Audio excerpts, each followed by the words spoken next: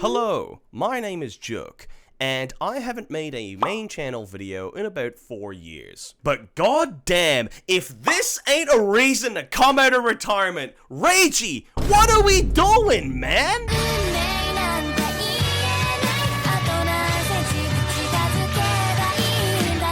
Now, please bear in mind, guys, this is an unscripted video. I'm just going off the top of my head with how I feel about the series at the moment. Now, just for a bit of context, I've been reading Rent a Girlfriend since season 1. When I read it way back, I think it was like 2021 it aired, I watched the first 2 episodes, really enjoyed it. It was like trashy romance, kind of the stuff that I was into when I was younger. From there, I've been caught up to Rent a Girlfriend, I'd say since like 200 chapters or something? So if you don't know, in the recent chapter of Rent a Girlfriend, chapter 380, Chizuru finally responds to Kazuya's confession, or she confesses. Now let me put this out there, guys, I haven't read this shit since about chapter 320. The last chapter that I read was Sumi and Chizuru were celebrating Kazuya's birthday. But the point stands, I was caught up to Rent a Girlfriend for years, from at least chapter 200, and I read it weekly. I was always hyped.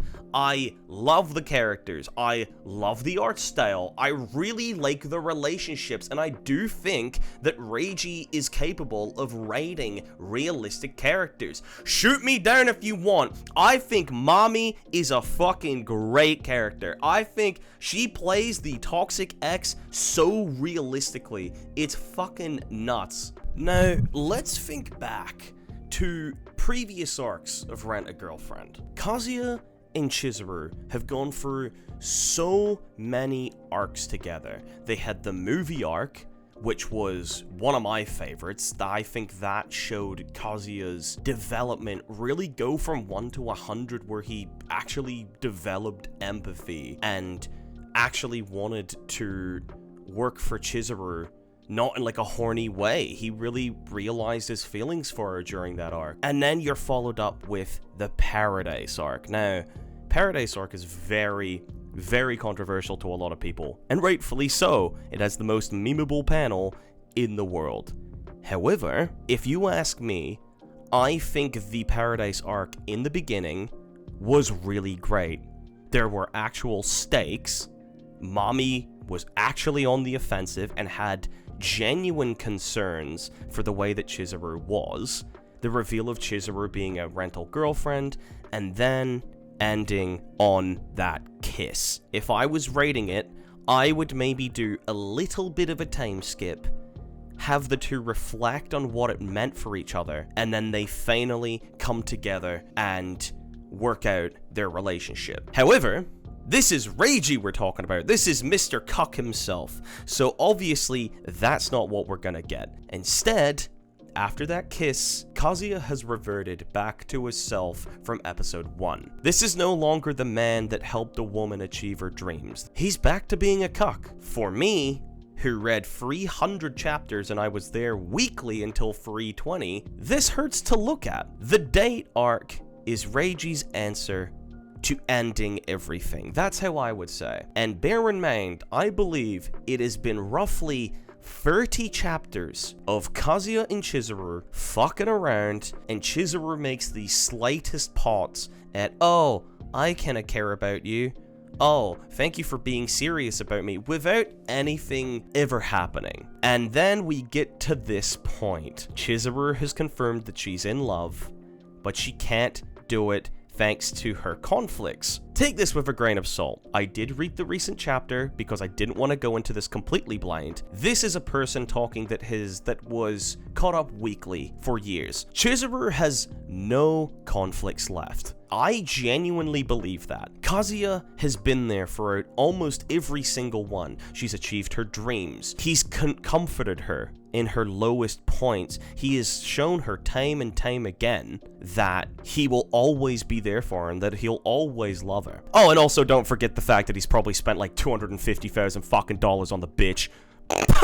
The problem that I have here with this is that it doesn't make sense. What is left besides still being a rental girlfriend? Which, by the way, She can stop at any time. She's an actress. She now has her foot in the door with the movie. Why are we still doing this? And I think that this chapter really emphasizes the problems with Rent-A-Girlfriend post chapter 300.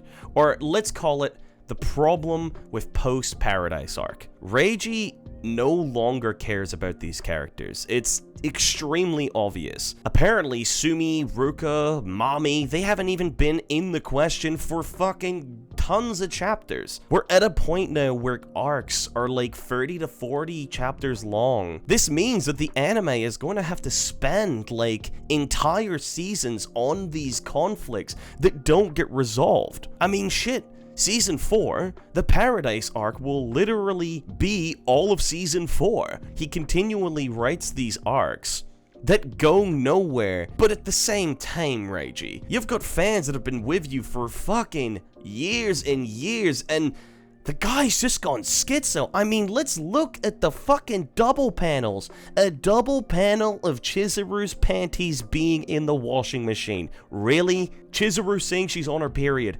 Really? This schizo picture of like Kazuya seeing Chizuru everywhere. Why are we getting this? Why are you doing this? Why are you putting so much effort into nothing? I haven't even been caught up in like almost a year and I'm pissed about it. Cause I really enjoyed Rent-A-Girlfriend. Sumi's my best girl. I love Mami's character.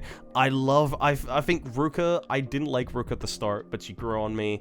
And I think Kazuya's journey from being this loser to like a genuine respectable guy was fantastic. And then the fucking Paradise arc hit, and for like almost 2 years this show has been downhill. And it's all thanks to Reiji having cock fantasies. I just want to add this on as well. Reiji currently has his newest manga as an anime adaptation this season called The Shuniji Family Children. And this writing problem does not only extend to Rent-A-Girlfriend, you can find hints of it in his newest work. The first 3 episodes is literally Banri and the main dude over and over going on dates, and he teases her, oh my god, oh, you like my tits, Don't forget about the blue hair girl. Oh my god, she's awful. She's literally one of the worst characters I've ever seen in my life. She's supposed to be a genius, but the only way she shows her actual educational prowess is by listening to like the main guy's heartbeat when she's like